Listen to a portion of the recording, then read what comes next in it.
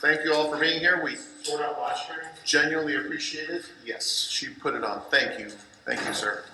I'd like to call this meeting to order at 5 o'clock, September 3rd, 2019.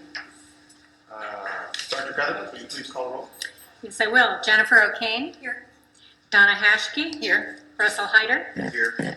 Judge Becerra. Here. And Eli Cardenas here. Perfect. Worked wonderful. Thank you. Okay, so we have a simple one-item agenda, and the hope and the goal is to create some guidelines of expectations, goals, and understanding. We tried to send it out days ago so that you guys would have more time to see it, and we worked with IT and they figured out what went wrong, but they fixed it, but you didn't have enough time to really pour over it carefully, and for that I'm sorry. You didn't have enough time to go over it, but it is a singular agenda item with some good documentation. Have you had a chance to have a copy of it? I don't think so. No? Because we could print some. Who needs a copy of I it? just glanced at mine before I came in. I hadn't checked my email all afternoon, so. So what if, Anita, will you print four just in case? No, That that's we not could have what five. I've got. I didn't- And on the top it says draft performance criteria. Thank you, Anita. And so what we'll do really fast is, I'm gonna grab that little clock, that little Oh, the timer. timer. And thank you, sir, I appreciate it. And what we're gonna do is give those folks an opportunity. Thank you, ma'am. Give those folks an opportunity to speak, voice their concerns. And I ask what I always ask is to please remain respectful. We want you to not be mean, not be rude, and that's in part why we're here. I'm interested genuinely in hearing your concerns, we all are, but do it in a civil manner, and also in the spirit of respect. Please silence your cell phones. Judge, Oh, yes, may I ma'am. ask a clarifying question? Yes, ma'am. Having been new to this commission, I really, and I spoke to you briefly last Wednesday night, and then I followed it up with an email asking, for some supporting documentation, and didn't hear back from you. I went on the, I went into the election code and looked up the county elections administrator and went into the section on the county elections commission. And I can only see 3 possible charges that we have on this committee, this commission. One has to do with the appointment and the hiring of the elections administrator, and the other one is the firing of, based on the Commissioner's Court recommendation, and the other one is the acceptance of the resignation of the elections administrator. So I wondered how the developing performance criteria fits, which of those charges does that fit into? So- I'm just very confused about that. No problem. So before we get into the comments, I'll explain the, potential leap in some ideas. So if we're gonna appoint someone, if we're gonna hire someone, and also in there is to suspend, recommend suspending of someone, fire someone, it is, I feel, necessary to convey a unit with which to measure by. Because my hope is we're making a lot of wonderful strides in the elections department. We've gotten past selection of equipment, we've gotten past selection of judges, we've gotten past, wonderfully today, the creation of a Citizens Elections Commission. I saw that. So we're doing a lot of good things that the community has been asking for, and it's all working out beautifully, and it's all in line. And so one of the newest things to bring this to a close so that we can focus on different things is to create a guideline so that someone doesn't come to me and say, oh, you should fire this person. Because then I can simply say, well, according to the checklist, this person is doing their job, and so I consider it a level of the playing field and an opportunity to say, here's what the commission, who is charged with basically all components of recommending hiring, appointing, suspending, termination, and now we have a mechanism where we can base our recommendations off of. And so the idea is to create a standard with which to measure by. And that's the only goal. So that we can, if someone asks us, why are you recommending a suspension? We can point to something. Or, why aren't you firing someone? We can point to something. Recommending the termination of someone. Thank you, sir. And so that's the idea. My hope is to calm the waters, if you will, on this front and say, no more. Here's what we've agreed are good, fundamental, basic principles and guidelines. Let's follow this. And then when someone approaches me, for example, about any job performance, I now have something to reference. And I can say, well, these things are being done. I'm good. Or if there's an opportunity to address it in a way that's constructive, we would come together and we could say, well, there's a deficiency on this front. Let's talk about it. How can we recommend improvements, etc. But you see, now my hope is there's a mechanism with which to recommend. And that performance review is not ever done by the county commissioners? The county commissioners have this body that does the legwork and recommends. The final decision is in the commissioner's court. But still, it is our job to, as you pointed out, recommend the appointment, the hiring, the suspension, the firing. And so it's important that we have something to base our recommendation on. And also at the same time, Ms. Anderson, hard working at it, she's making a whole bunch of strides, and this will create good cover, in my opinion, to say she's doing these things, back off, which I think is useful. And I'm gonna let the citizens speak, because that's usually what we do, but Judge, I have a motion. yes, sir. I move that we adjourn this commission meeting because what you've described is not within the scope of the statute that we're authorized to operate under. Okay. I'll second for the purpose of discussion. So we have a motion and a second for the purpose of discussion. Does anyone have any comments on that? Would you like to expand in any way? Well, just what you just described, as admirable as that may be, is not within the scope of the statute that we're charged under. So therefore, we should not be meeting to do something that's not allowed by this commission under the statute. That's one interpretation. Any other comments? I have some of the same questions, just because it seems to me that the Commissioners Court, from reading the Elections Code, it seems like the Commissioners Court is basically the supervisor of all the department heads of the non-elected county officials. So it seems to me that if the county Commissioners Court is the supervisor of the elections administrator, then it's within their purview to conduct a performance review. Of course, that would be done in executive session because it's a matter of personnel. And so I just had, looking at what our job duties were, that was my question, are we acting within the charges that are set down for us through the Elections Code? And I believe we are. And I don't think we're doing anything that's detrimental to the one person we're charged with evaluating. I think it's actually a big plus to create a score sheet so that there's no moving of the cheese, so that we have clear, concise direction. And now we can all agree on, are these things being done or not? And so I believe that's why I called this meeting and brought this forth as a working document for us to discuss. And that's why I believe it would be a really good thing for us as a community to do this, because of the years now that we've had of aggressive interaction with the elections department. I'd like to put that behind us. And that's why I'm proposing this. And based on the job description that we have as a commission, I believe that this is a fundamental piece that is a part of the charge. Are there any other comments?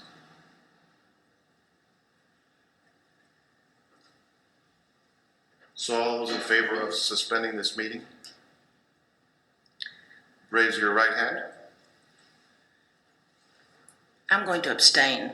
I still need more information, Sure. maybe even maybe some legal help with some of this, but I'm deferring to you Thank you. and giving you a chance because I'm very confused. Thank you, ma'am. I agree, and that's what we're trying to do is clarify.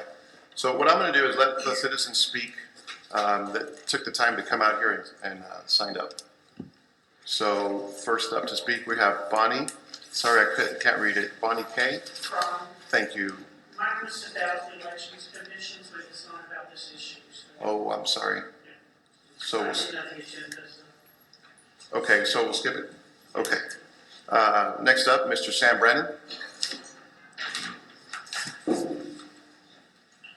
Got some handouts, so go ahead and pass. Sure, them. yes, please.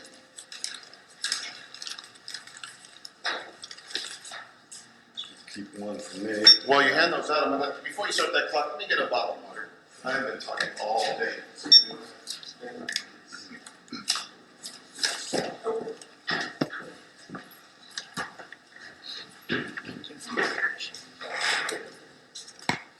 Thank you, Sam Brannon, and I commend this body for meeting on this issue. I just had delivered to you a pack of several documents, and I'll mention them as we go through, but hopefully they'll be able to assist you in getting up to speed on some of the issues that we've dealt with over the last now 2.5 years regarding elections. And as respectful as I can, I feel the need to speak directly, and I'm because of the topic and because of the heat around it, I do want to be as respectful as possible, but I can't really shave the edges off my speech completely, or else you might not get the impact of what it is I'm trying to get across. My first suggestion, if you got a pen, I'm going to name a few things that you might just want to jot along. My first suggestion would be go back and look at the resumes that were submitted when Ms. Anderson was hired. I did that some time ago.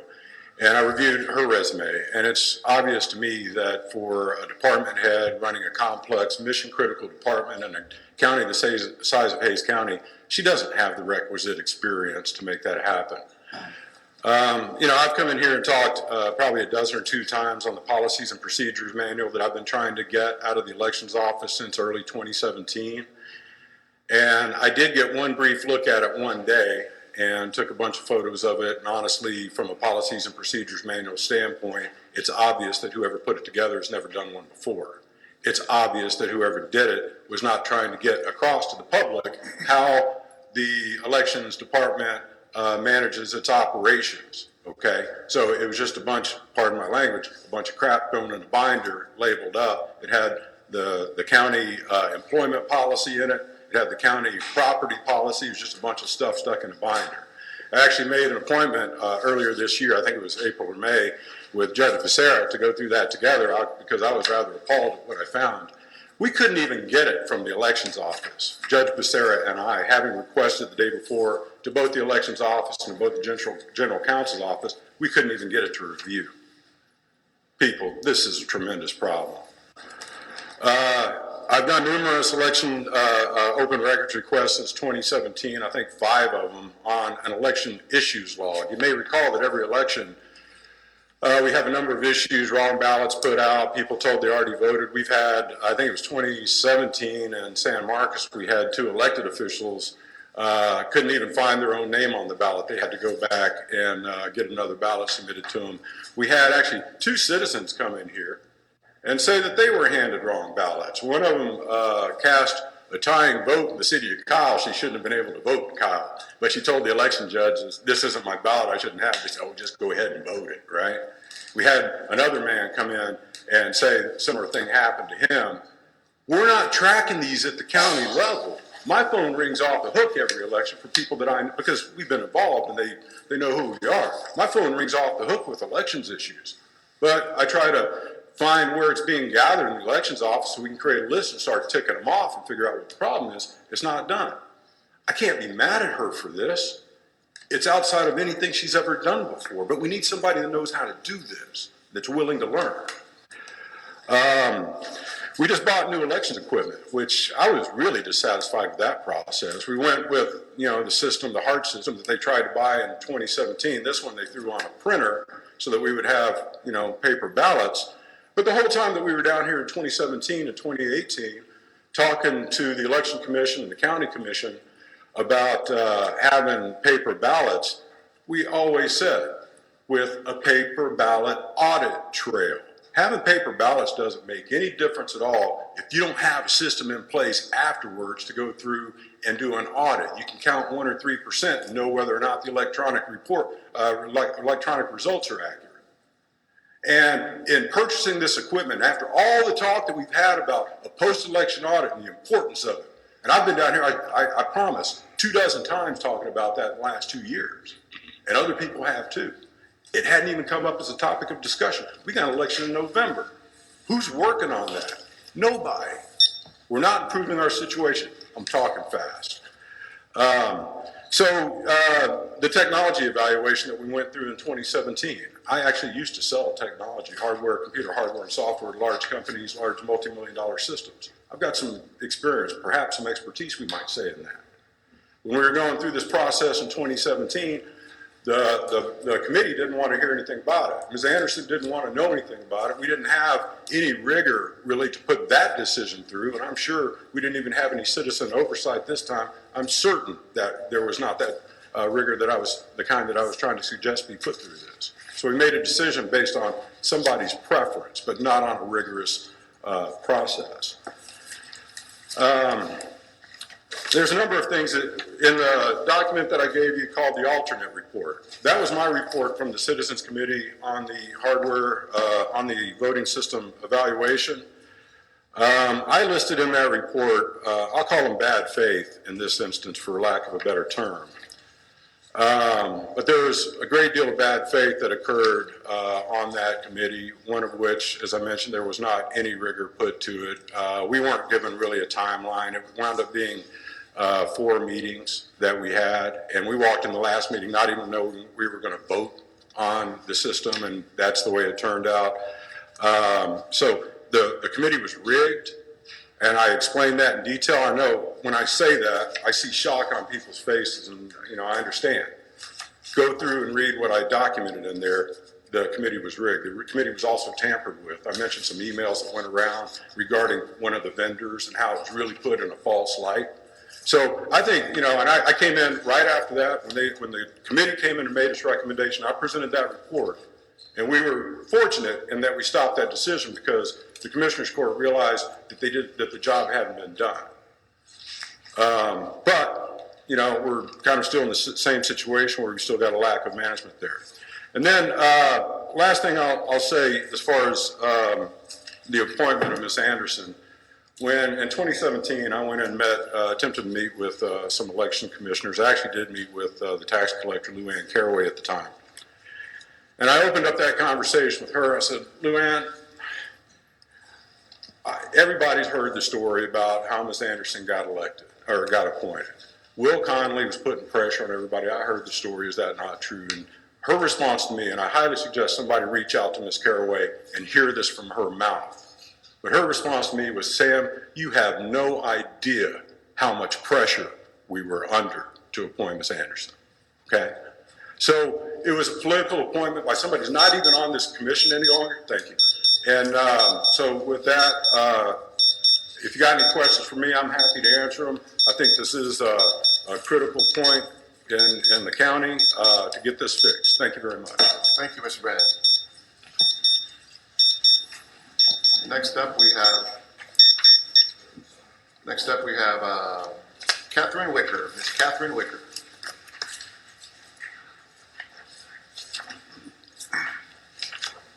All right, thank you, Judge. I'm not going to go back into all the campus issues. I think we have worked with the elections office and the university, and we now have a full campus voting spot.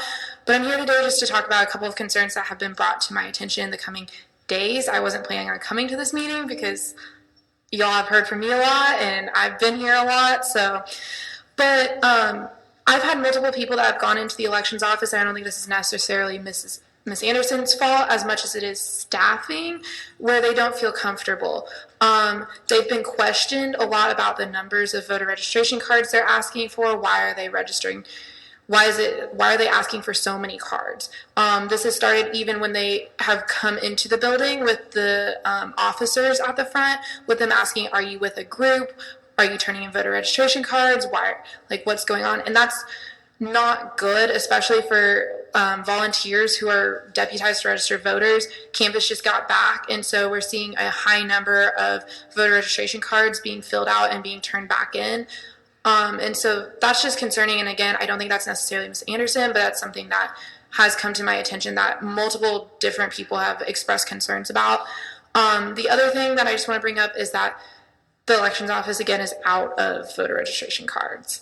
And that is an ongoing issue. And I don't know if that's like they need more money for these or what's going on. So I'm just going to address the whole body of you might want to give them a bigger budget if that's in your purview, because they need more printing money. Because what I think a lot of people don't realize is every semester students often move. So every semester they have to re-register to vote, which means a new piece of paper that has to be filled out. And so that increases it. And then we also have new students that come every semester. And then, so you're looking about 20 to 30 new voter registration cards every single year. And sometimes even every semester that have to go just to the campus. And that's not including the rest of Hays County. We are in a very fast growing community, especially in Kyle and Buda. So that's where a lot of voter registrations are occurring. And so we need to make sure that there are enough, so that way the elections office doesn't have to tell me again, which was again today, which was we don't have any more to give you. You can call the Secretary of State's office and they can give you voter registration cards without the receipts. But students need the receipts. They're freshmen. They need something to prove that they've registered to vote. And then that way they can, if they have any issues, they can go into the elections office and say, here's my receipt, I've registered, can you help me? You got to give them the tangible thing. It's the best and most effective way to do it. So those are my two biggest concerns right now. Thank you. Thank you, ma'am. Appreciate it. So while we're being transparent, may I? Well, right now it's citizen comments. When we're done with that, you can be the first one to go. I would do it as a question. No, ma'am, not now. I'm the chair of this meeting and I will run it the way that is expected and we'll follow some general guidelines. As soon as we're done with public comments, Ms. Anderson, you can speak. Brandon James, you're up.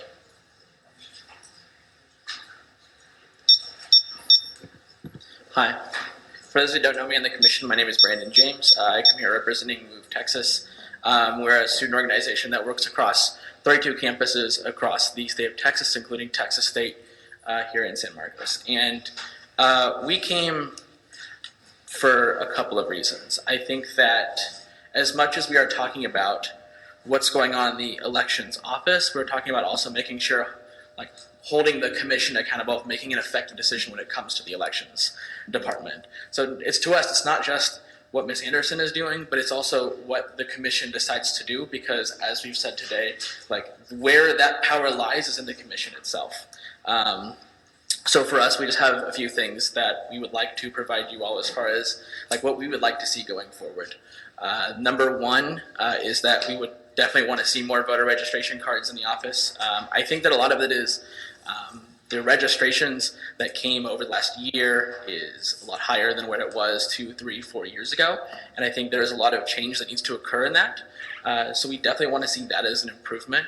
We think that can be made, whether that again is the office's decision or whether that is also like the commission making sure that there is budget for that, because also we can't expect Ms. Anderson to order cards that she herself cannot, or in her budget cannot pay for. So there's that regard to it. Also, it's consistency of the staff we interact with. There's definitely times where we'll walk in and we're told one thing, we walk out, we see somebody different the next time, we're told something different. We'd like to see a consistency of how the election office operates, and especially in like how we're treated in those spaces. I think Ms. Wicker talked about some of the students feeling some unsafe coming in, some of the young people. I haven't personally experienced that, but I know people who have. So I can't speak on that. I would let them speak on that themselves. Also, I would say something that we've personally have experienced from our organization standpoint is that there are like answers we'll get from Ms. Anderson, and then the next time we'll ask a different staff member about something, and they'll mention a different way that we should go about things. So I believe it was Mr. Brennan back here who talked about consistency as far as policy, and that's something that we want to see out of it. And I think the last biggest contention point is making sure that young voices are heard when it's coming to the elections processes. I know that there was one position on the committee that you all talked about earlier today. I mean, in a community of 50,000 students, where there's also 200,000 full residents, is one enough? Is a question that we should be asking ourselves. How much of that electorate comes from students? How much of that electorate is engaged by our current activities? Like, we need to make sure that as we're going forward with the elections office, we're pressing them to make sure that they're providing effective services, or if helping us provide effective services to students to make sure that we are actively engaged on the campus and knowing what's going on. So thank you for your time. Thank you, and thank you for taking the time to come up. Next up, John Leonard.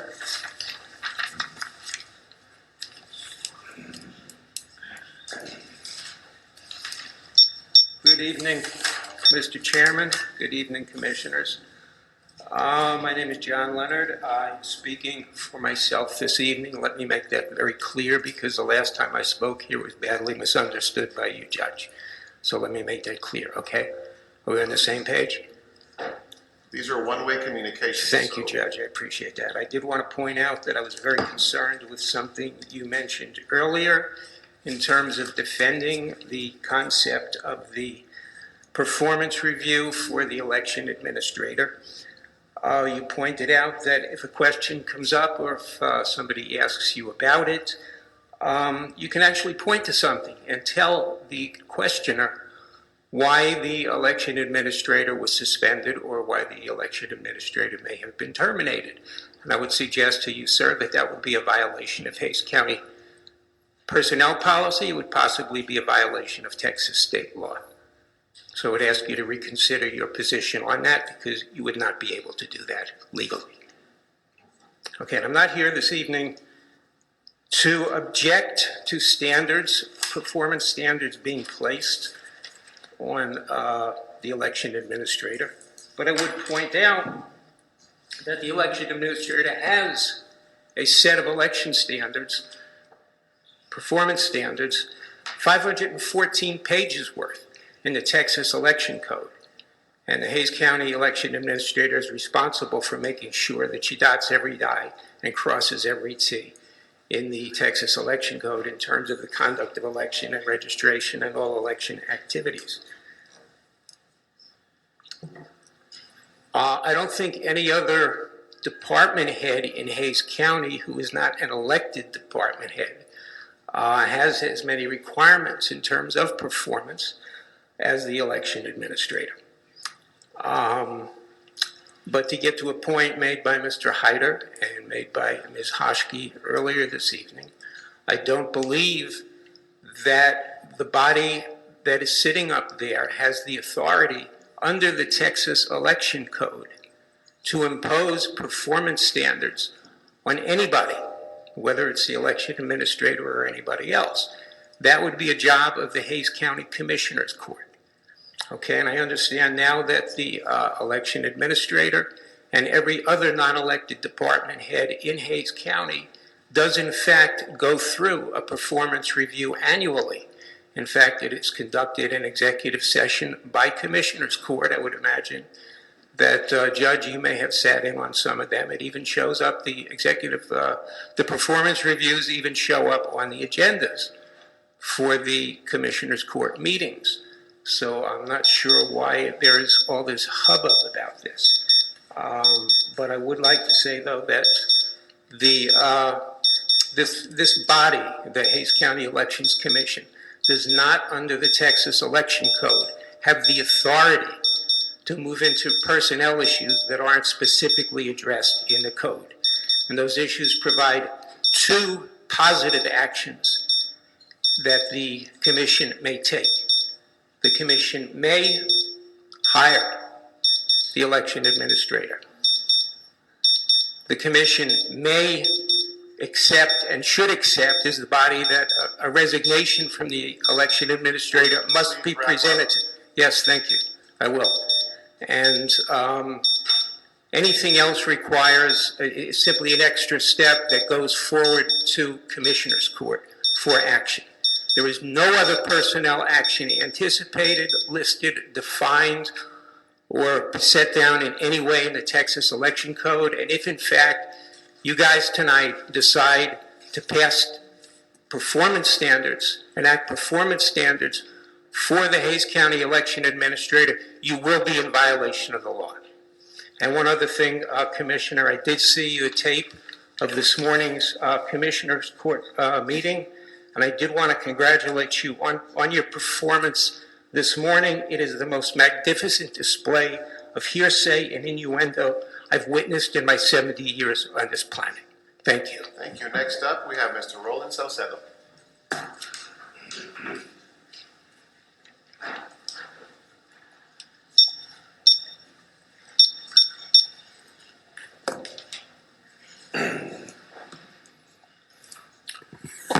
Good evening, Chairman and Commissioners. For those of you who don't know me, I'm Roland Salcedo. I am an active member in my community. I'm born and raised here in San Marcos and a lifelong resident of Hayes County. My family extends to Kyle, Dripping Springs, and Wimberley. On both sides of my family, my paternal and maternal. I've been involved in elections since 1982. I was 12 years old, not even old enough to vote, when I became involved in the election process. Through that time, I've worked with many public officials, different dioceses. The one thing that I did have the honor and privilege is to work very closely with Joyce Cowan, which served as our elections administrator for many, many years, for 30 plus years. In that transition, I got to learn a lot about how she ran her office. And the reason that I'm here speaking today is because, like Mr. John Leonard said earlier, that I would exercise caution. I'm going to say it differently. I would exercise caution in any remarks or any innuendos or suggestive terms that might expose y'all to the possibility of violating the state law in regards to what it seems like is going to happen here. I've heard over the years, since Jennifer Anderson took this office, the numerous complaints and problems that seem to fall since she has taken this office. But at the same time, I would like y'all to keep in mind that, you know what, just like any elected official, she's not an elected official, but just like any elected official and any person that starts a new job, you're going to make some mistakes. Some may be attributed to her, and some just, you know what, it happens. Life happens, mistakes happen, and we learn from them. And what I'd like to say is, you know what, I thank you, Judge Becerra, for, since you have come to our dais, you have helped to shape and direct our county into true transparency. And if we are going to be in the spirit of transparency, then we all need to be transparent. You know what? Everyone has made mistakes, even y'all as commissioners.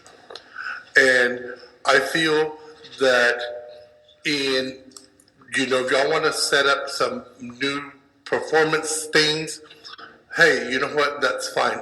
Suggestions of how she can better run her office, that's great.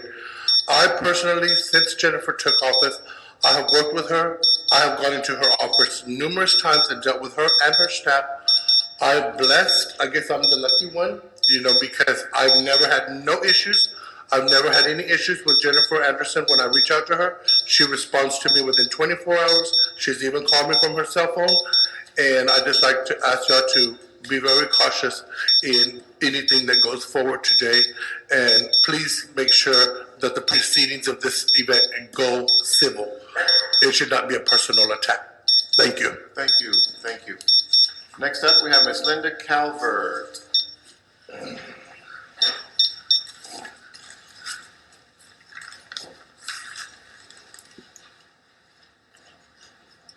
Good afternoon. It's been a long day for everyone, I think. I'm with the president of the League of Women Voters, and I don't know, given the county regulations or whatever, who's in charge of evaluating and doing the kinds of things you're talking about today.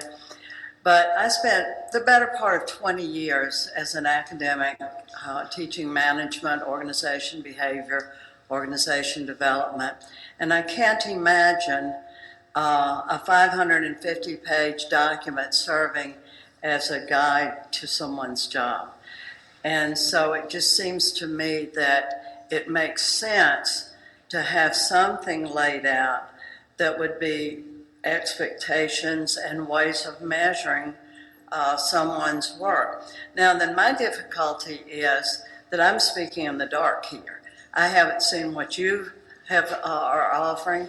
I haven't seen what is generally true of your office.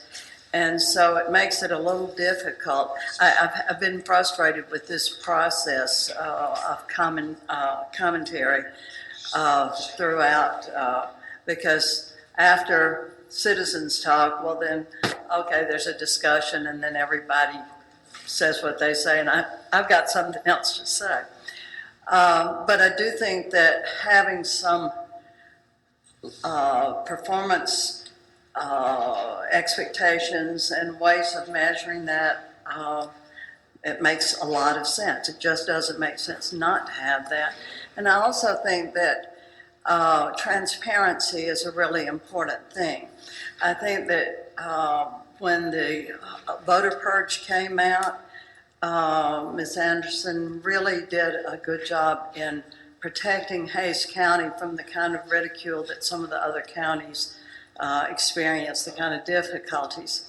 On the other hand, I know that people don't have a good idea of what, for instance, provisional ballots, how they're judged, how the mail-in ballots are judged. It seems like those are procedures that would be real useful to have out and available and something that we in the league and other citizens could see. So transparency for me is a really important issue. And when things like that aren't available, then it feels like things are being hidden, things are being obscured. So I would just simply say that it's important that we work together to create a process that makes sense for all of us. Thank you. Thank you so much. And I know that everyone's trying to get through traffic, and I think, I could be wrong, but I think I saw some additional signups. If there are any, I'll take them. It's not the way we usually do it, but it's 5 o'clock traffic, and I'm trying to be as user-friendly as I can. So this will be our last speaker. Thank you, sir. I appreciate it. I'm sorry, it wasn't traffic, it was the hope of not having to speak. Okay. But because issues of something that touches my particular expertise came up, I thought I'd offer my opinion. My name's Jonathan Steinberg. I'm a retired state attorney. I worked for the Texas Water Development Board for 14 years. I worked for the Comptroller's Office for 9 years, and I spent all of that time advising those agencies and 3 others on the interpretation of state statutes. I have some experience in that regard. At the Water Development Board, I assisted counties along the borders in their interpretation of the requirements of subdivision regulations. I know that under the Perales case, the Canales versus Canales case, as Texas Supreme Court that interpreted the county's authority under statute, I know that it is very similar to the state agencies, and that is that the state agency only has the authority as expressly provided under statute and what is necessarily implied under state statute. The reason for that is because the legislature cannot write into the statutes every aspect of the duties that are imposed by statute. So that when they write in for your statute, for the statute related to this commission, that you have the authority to recommend a termination, it is necessarily implied that you will set some standards on that before you decide whether or not to recommend termination. That's only fair to Ms. Anderson or anybody else that holds that office to know under what criteria you will be applying and deciding to make a recommendation for the termination. And that is an authority that is expressly given to you. You cannot exercise that authority unless you lay out criteria.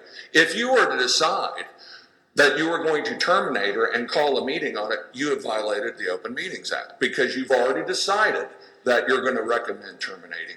You don't want to do that. And it would not be a violation to set criteria, to set performance plan, to discuss that publicly and decide what that is.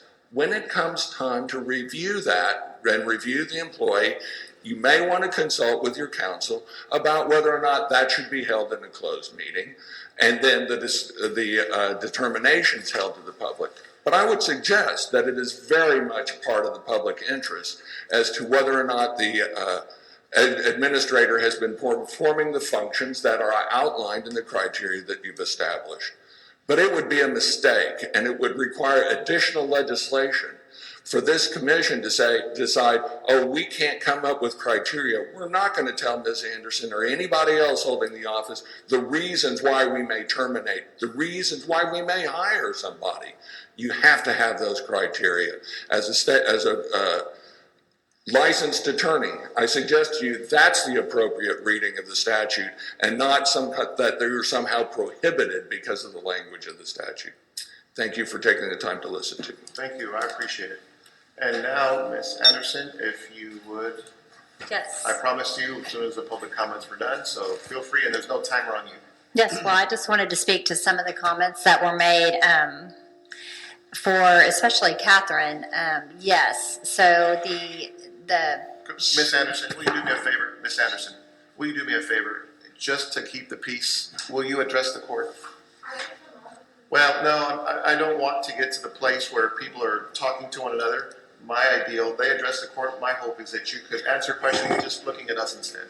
Okay, so for the statement that the statement was that we were out of voter registration cards. That's not what she meant. What she meant was applications for the deputy voter registrar. My office is not required to, but we provide a different deputy voter registrar application with a receipt at the bottom to make it more convenient for the deputy voter registrars to be able to just tear that receipt off. As before, they kept a receipt book and they had to keep up with that and they had to bring it back in. So yes, those are very much more expensive than the regular voter registration applications. So when we run out of what we've ordered or what we can afford in our budget, that's when we give you the regular white voter registration applications. And then when we start to run out of those for the budget year, which we're upon the end of right now, then that's when you have to go to the Secretary of State's office. So yes, you were very correct that that's a budgetary thing. And so we'll look into that. That's something we can look into with the Commissioner's Court and the budget process. Resources online, a commenter talked about the resources that we have online. Well, she didn't say online. She said the lack of resources for provisional ballots and things such as that. And we actually have been working on that as far as education resources online. We have been doing a series of videos on provisional voting and mail ballot voting and things like that. We're not complete because we've been very busy, but we're working on that so that people can find a place to go to look at provisional ballots. What do they mean? How are they processed and things like that? All of that is forthcoming. A lot of it is already on there. Some of it will be changed because it was based on old equipment because there's a whole series. But that's something we recognize and that we have been working on, and we continue to work on that. And we have a new website, so it's a little bit slower right now, but we're working on that. The other one was being actively engaged with the students. I heard a comment on that as well. And I want to let the students at Texas State know that I've been speaking with Catherine on that. We're setting up to go do a deputy voter registrar class and a bunch of other things. So the things that I hear you talking about are things that we have been working on and continue to work on, and we're committed to doing that with the students at Texas State and the students at ACC and any other students that we have in Hays County. And in regards to what the comments I heard from Mr. Steinberg just now, is I think that's why in statute the county judge sits on both bodies, is so that he does have that information moving forward to the commission on evaluations and criteria and things that the county already has established. They already have a policy for evaluations. They already have criteria. All of us go through it. And the county judge is privy to that information because he is on the commissioner's court. So he does have that moving forward to this body. And then I think that's pretty much everything. Thank you, ma'am. Thank you. So since the citizenry doesn't have access to our document, I was wondering, Dr. Cardenas, if you wouldn't mind, and it won't take that long, and if everyone benefits from this opportunity to maybe read the department goal, and then read the criteria and see if anyone on this, in the space has any objections to it. If you would mind just reading some of it. I'd like to renew my objection to the meeting continuing, as it's outside the scope of what is allowed in the statute, and I believe that it is an illegal meeting. So once again, now that we've completed this part of the meeting, I'm going to move that we adjourn.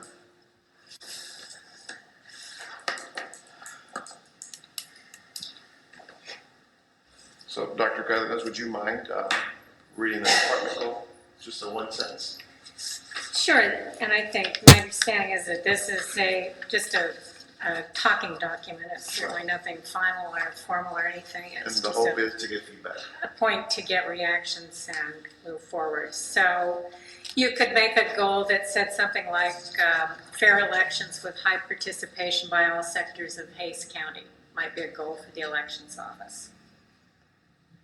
Yes, ma'am. Would you go on a little further on that criteria? Okay, and then the criteria would come, of course, from statutes and from some of the things on the Secretary of State's website that would certainly tie to what Jennifer does and what some of the divisions of her office are.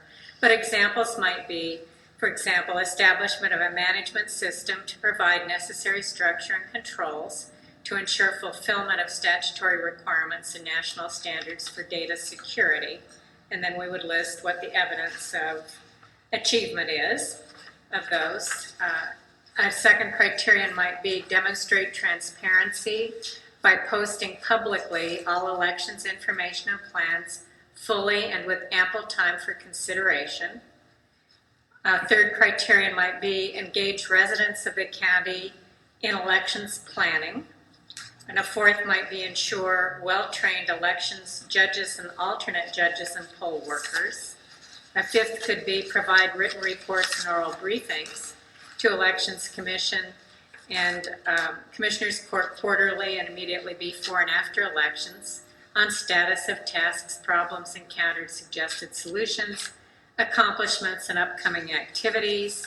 A sixth criterion might be make information for and about candidates and office holders readily available online, including required forms, timetable for submitting forms, copies of candidate and office holder statements, locations of voting centers and key dates and other information about elections. And a sixth that is not here, I think might have to do with safeguarding the registration process, voter registration process. So those would be some sample criteria and just a starting point for discussions about it. I imagine there's nothing there that's a big surprise or Does different. anything that Dr. Cardenas read seem unfair or unreasonable in any way, Ms. Anderson? No, 'Cause everything. I don't want to come across that way, promise. Everything that's been stated is things that are already done. Right. And so. It would have helped me if I would have had a copy of what the county commissioners use right now as opposed to this document, just to compare the two. I mean, Well- obviously, we need a comprehensive performance review document, but if we already have one, then, you know, I mean, in place, but I don't know what it looks like. Well, my job, if I may, actually goes through a much stricter version of evaluation than anybody else's, because I have processes that the county has for department heads and county processes and things like that, in addition to what I have that I'm obligated to under the Texas Election Code. So a lot of the things that were discussed here are things that I'm statutorily obligated to do already under the election code and under the supervision of the Secretary of State's office. And what the county would be evaluating me on would be county processes and budgetary things and things of that nature that the Commissioner's Court is directly charged with supervising. And so, as we heard, evaluations are done in executive session and they're not available to the public. And my hope in all of these efforts are to be reasonable, genuinely, be reasonable, where everyone can agree on these basic, as she's described, fundamentals that she's already doing, but to be clear with the community as to what the goals are and what the expectations are, so they can have that opportunity to see it. Because when we evaluate in my office, no one else knows what's going on.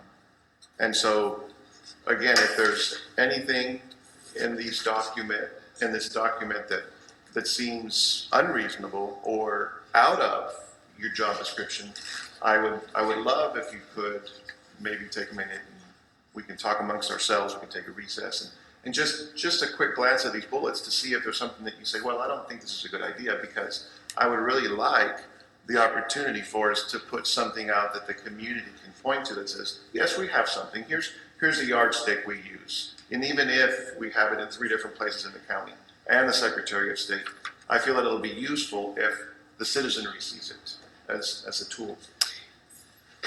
And I guess my answer to that would be, respectfully, I just received this before I got here, so I'm not going to read through these and give you my assessment of these right here, right now. Right, I get it.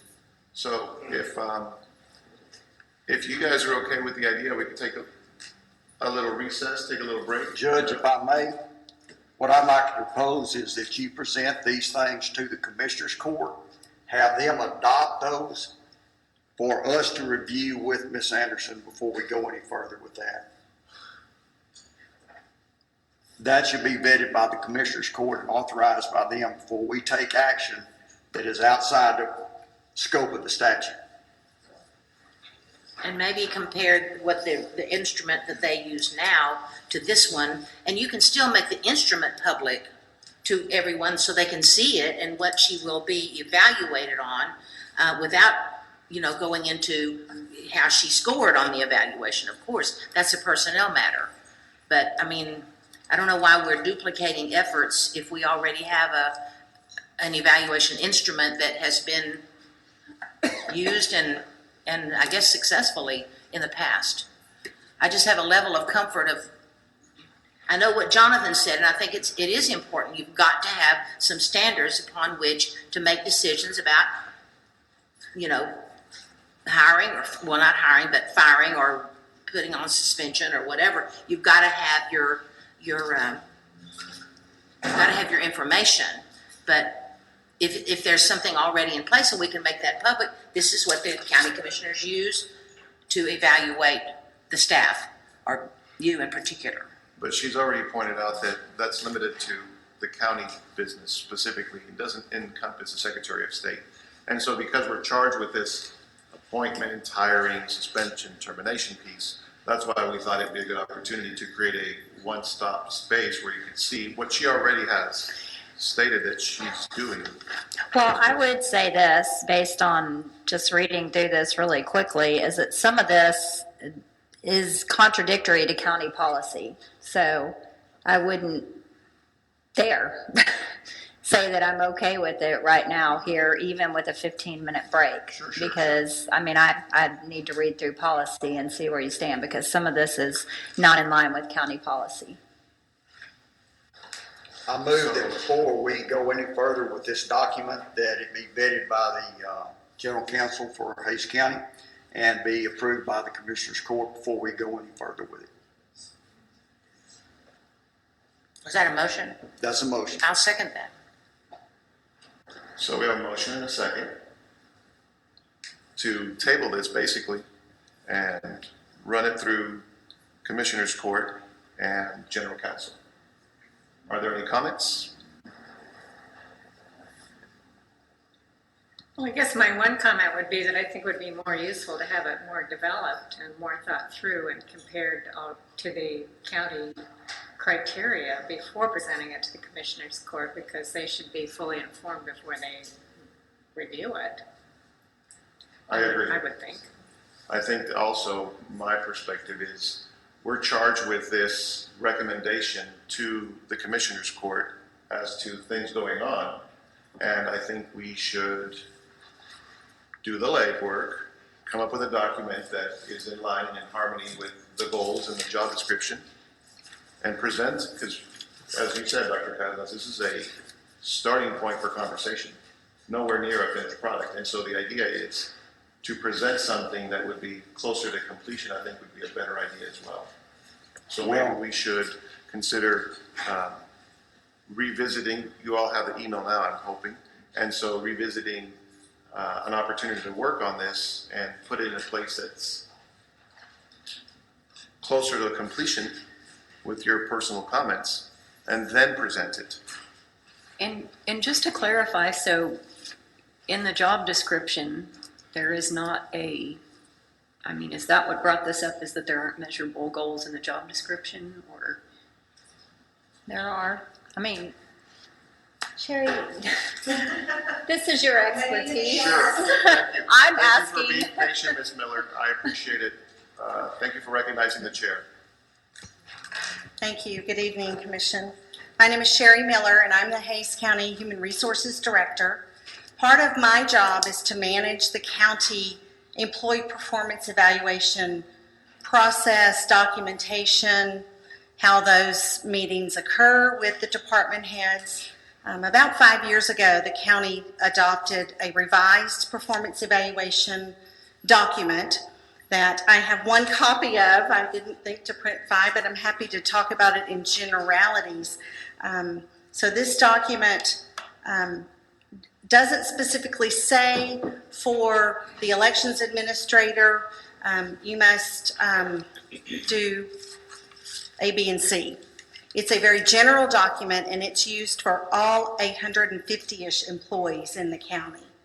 And there's an opportunity and encouragement from the court and from the HR office that this be a two-way document, that we have goal setting for ourselves in the positions that we hold, and that we work with our department managers, and in Ms. Anderson's case, that's the Commissioner's Court and this commission to some extent.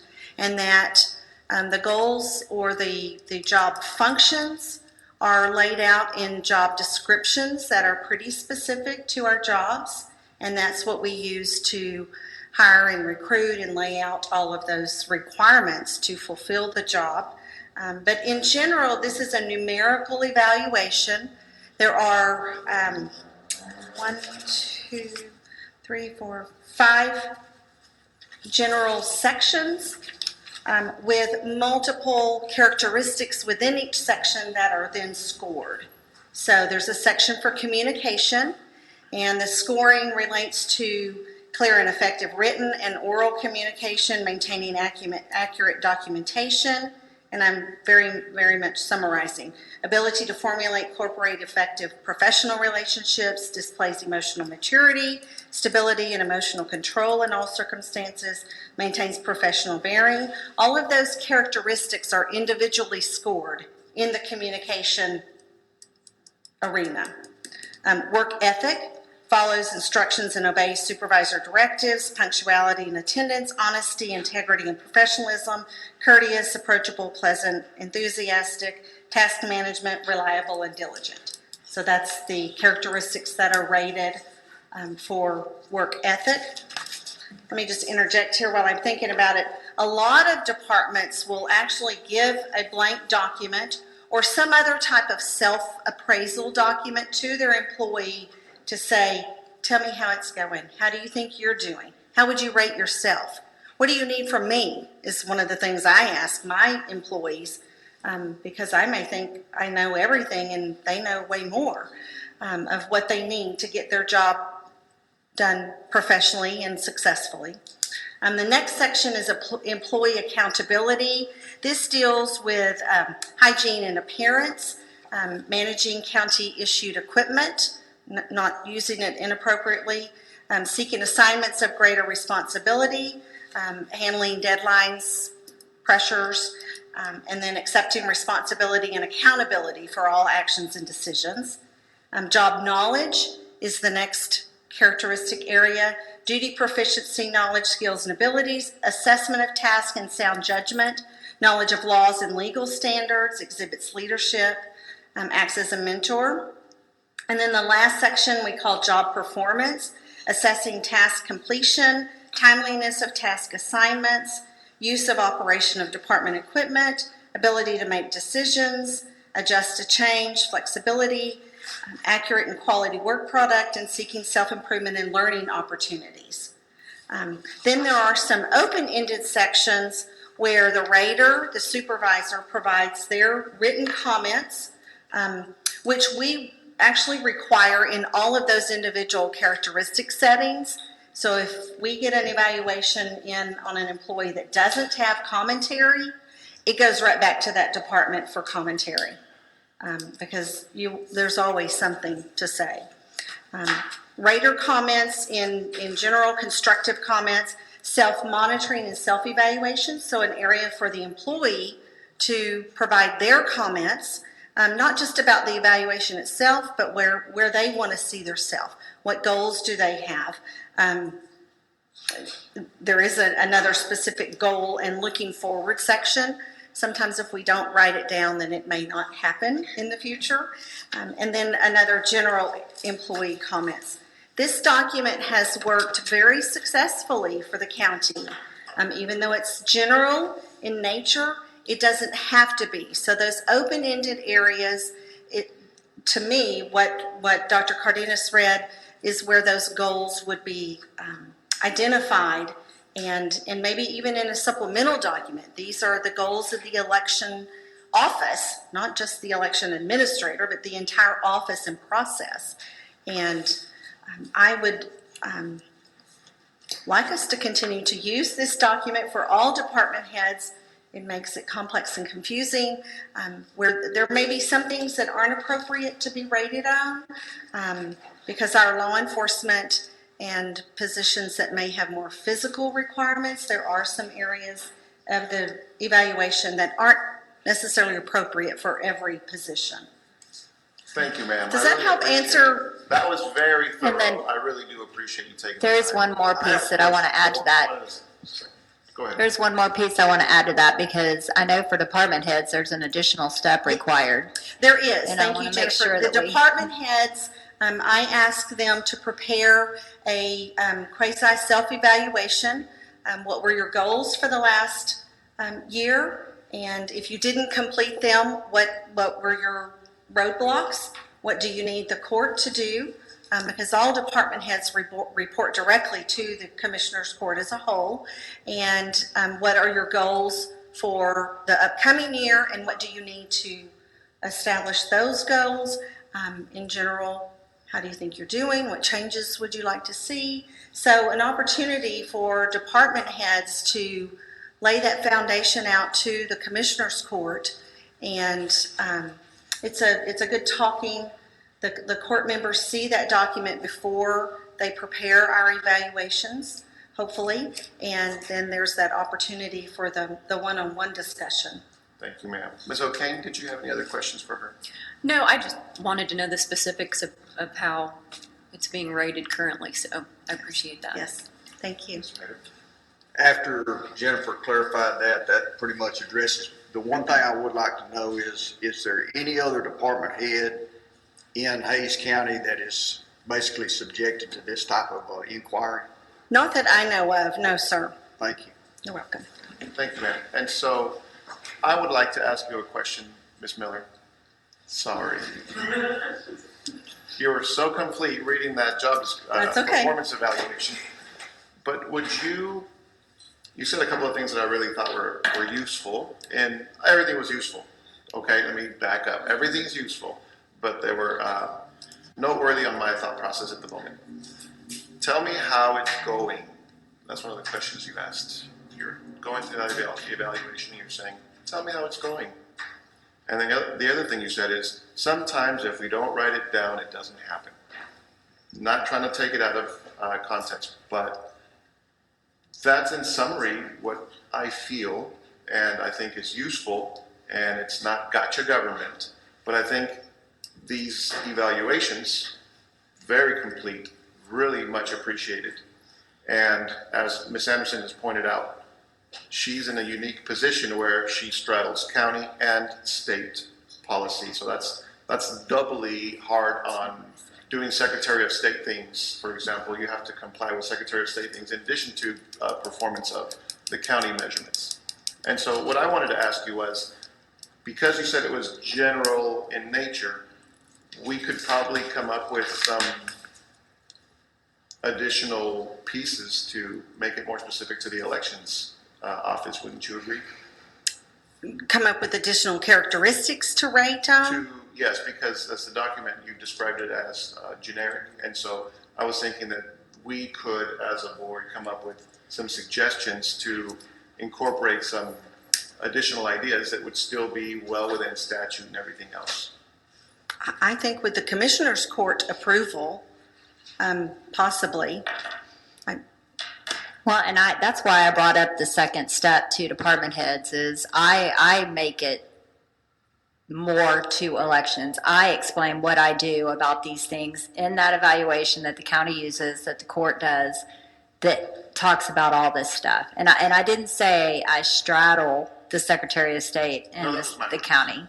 What I said is I have a double evaluation process, one that is state related, that makes sure that I'm complying with the laws, which a lot of this deals with, and then one that makes sure that I'm complying with county policy. So I am different than any other department head in that regard, that I actually have two people that I'm accountable to. So Correct. That's what I was trying to say, and thank you. You're I welcome. appreciate it. And I think most department heads have other entities, or I have federal laws that I have to ensure that we comply with. Well, I think we all do, but And I get your point. sure. I think- Okay, well, thank you, Ms. You're Miller. I welcome. really appreciate it. So would you guys be comfortable with working through something that our county has as a roadmap to have something in the books for this commission to reference? Let's go back to the motion that I made. I don't think we've taken a vote on it yet or anything. And what I would like to say is that I would like to have, and my motion, the intent of my motion was to have the document that you were going to have her read in 15 minutes and, you know, give you feedback on. I would like to have that reviewed by the legal counsel. And then if there's any critiques or any errors in it, that those are pointed out, that then goes to the Commissioners Court for review before it goes any further. And then if they want to change it or make any amendments to it, that they would send it to us if that is something that would be legal for them to do. I still believe that even doing that is outside the scope of the statute, but I would only want to have this committee consider that if it was sent from the Commissioners Court. Okay, the only thing I want to clarify on that is this is a bona fide rough draft, and I don't think you asking for this to go as it is to general counsel is. Well, no, I am asking for it to go as it is, because you were going to ask her to review it and agree, okay? Just for Then feedback, to start then creating the general illusions. counsel can clean it up, and he can say, this was in error, this was in error, this is incorrect, this is a suggestion. He can do that, and then go through that process to come back, after it goes through the Commissioners Court, to come back in here. I mean, that's my motion. Sure, I hear it. So we have that motion, and you seconded that motion, I did. for discussion's sake. So, we've had plenty of discussion, but feel free to have more. I just want to, I mean, I'm not bonded. I don't want to get sued because we're operating outside our purview of the charges that are stated in statute. And so I wouldn't object to a legal opinion on this. I don't necessarily feel adequate as a member of this commission to correct a document that is very specific as to her duties, because I don't know what all those duties are.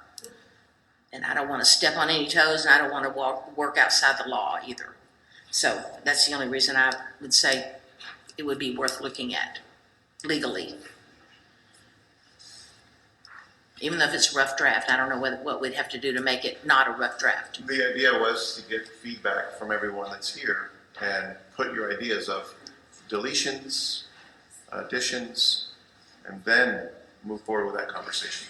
That was the It would intent. still help me to see what's in place now and compare it with this one, to see where there are overlaps or where there are omissions or deletions that need to be done or additions. I mean, it's just my concern. Any last comments, Ms. O'Kane? Well, I guess if we could, I mean, I'm a little nervous being new on this commission.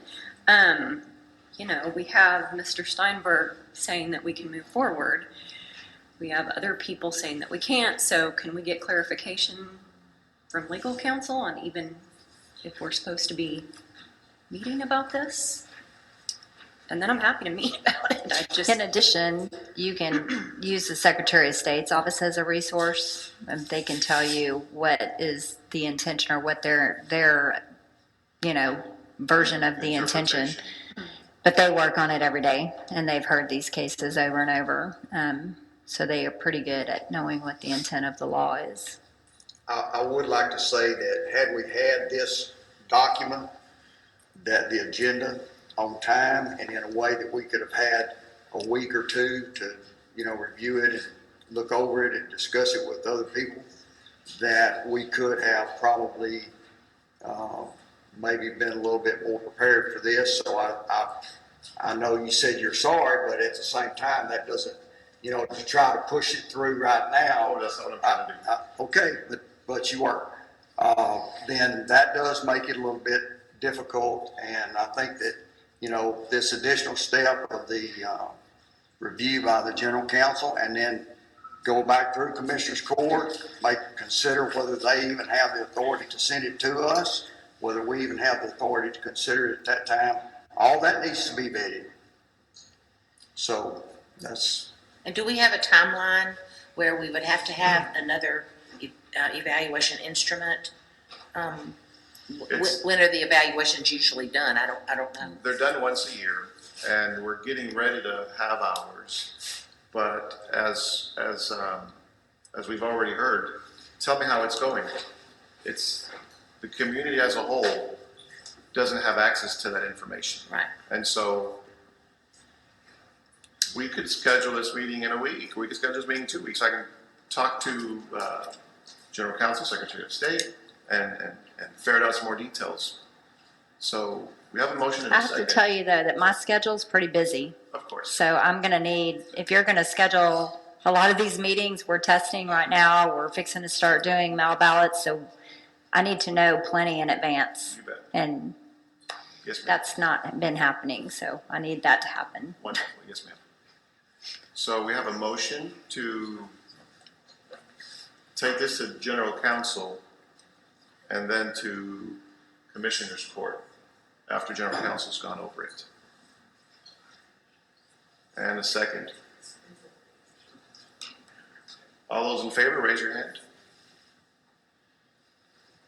3-2.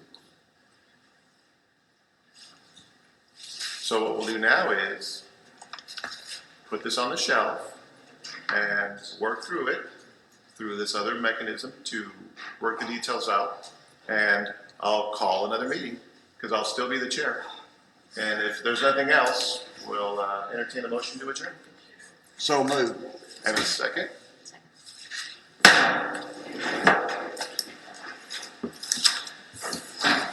It's not going away. I just want to have a I agree. level of comfort. I agree. hi, I'm Jennifer. Nice to meet you.